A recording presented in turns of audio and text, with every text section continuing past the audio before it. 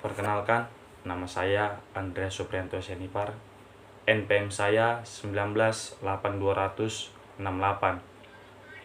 Berasal dari Universitas AKBP Nomensen, Fakultas Bahasa dan Seni, Prodi Seni Musik, Stambuk 2019. Di sini saya akan mengerjakan tugas ujian dari Pak Brian Reva selaku dosen mayor saksofon 2 Universitas AKBP Nomensen. Saya akan menjelaskan sejarah saksofon. Saksofon adalah alat musik yang masuk dalam klasifikasi alat musik aeropon, yaitu alat musik yang sumber suaranya berasal dari udara. Saat ini, saksofon sangat populer digunakan dalam musik jazz dan memiliki beragam jenis serta ring yang berbeda-beda dengan ukuran yang bermacam-macam. Pada akhir dekade 20-an, instrumen saksofon mulai digunakan dalam kancah musik jazz. Saksofon awalnya merupakan hasil rancangan dan gagasan seorang berkebangsaan Belgia yang bernama Adolphe Sax. Ia menginginkan sebuah klarinet yang dapat meniupkan oktav dalam posisi jari-jari atas, tangan kiri, dan jari-jari bawah itu tangan kanan, tidak berubah.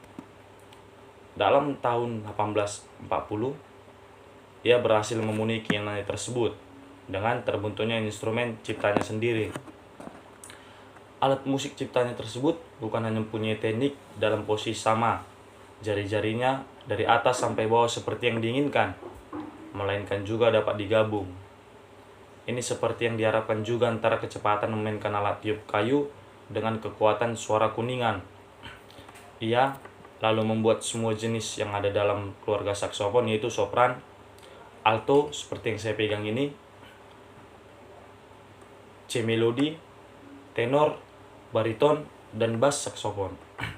Bass saksofon ini memiliki ukuran yang sangat besar dan sangat panjang, hingga kalau untuk memainkannya saja harus duduk di bangku yang sangat tinggi. Karena tidak praktis, maka bass saksofon ini tidak diproduksi lagi sampai saat ini, yang mungkin jarang digunakan juga.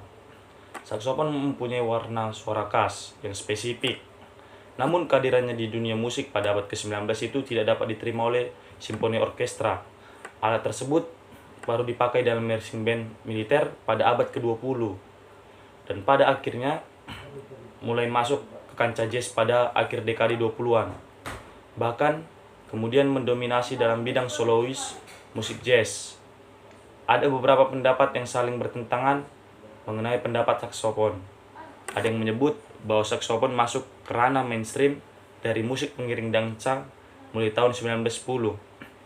Namun pendapat tersebut ditentang oleh W. C. Handy yang mengatakan bahwa Quarternya sudah menggunakan saksofon sejak 1902, yaitu grup baru pengiring penyanyi dalam show keliling. Ia membawa saksofon dalam band pengiring dansa pada tahun 1909. Itulah saksofon pertama dalam orkestra di USA. Demikian hal tersebut ia katakan. Nah, kemudian ada Garvin Bassel mengatakan bahwa tenor saksofon pertama masuk ke Springfield, Ohio sekitar Perang Dunia I. Tapi oleh pemain dari New Orleans, John Joseph, hal tersebut ditentang dan ia menyatakan bahwa ia telah membawa alat tersebut ke kotanya pada tahun 1941. Dan Art Hickman, pimpinan band pengiring dansa yang terkenal, menyatakan pula bahwa ia menggunakan alat tersebut sekitar tahun 1914 pula. Di tengah-tengah beragamnya pendapat tersebut, namun hal sangat jelas ialah saksofon mulai ditampilkan di panggung-panggung hiburan pada waktu jazz bergerak keluar dari New Orleans. Akan tetapi kala itu belum memperoleh perhatian dari para peminat.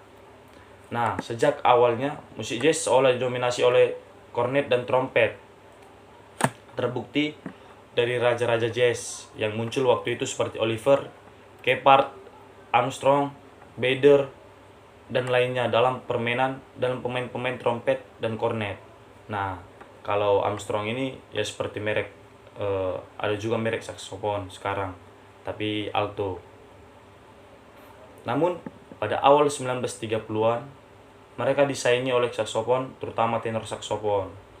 Pada masa Perang Dunia Pertama, saksofon menjadi alat yang paling disukai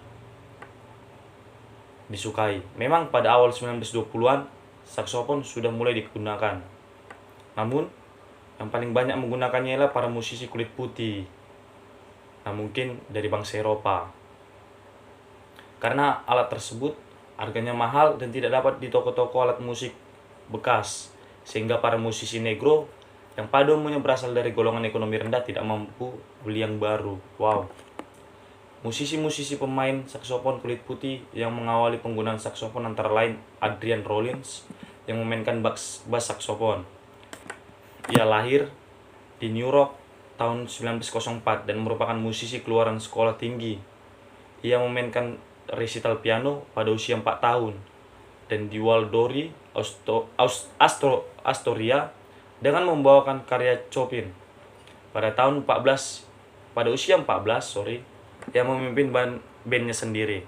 Ia memainkan piano, saksofon, serta alat-alat penting lainnya. Adrian mulai mempunyai saksofon pada tahun 1920, yaitu ketika bergabung dengan California Ramblers, sebuah grup yang terkenal di kawasan New York.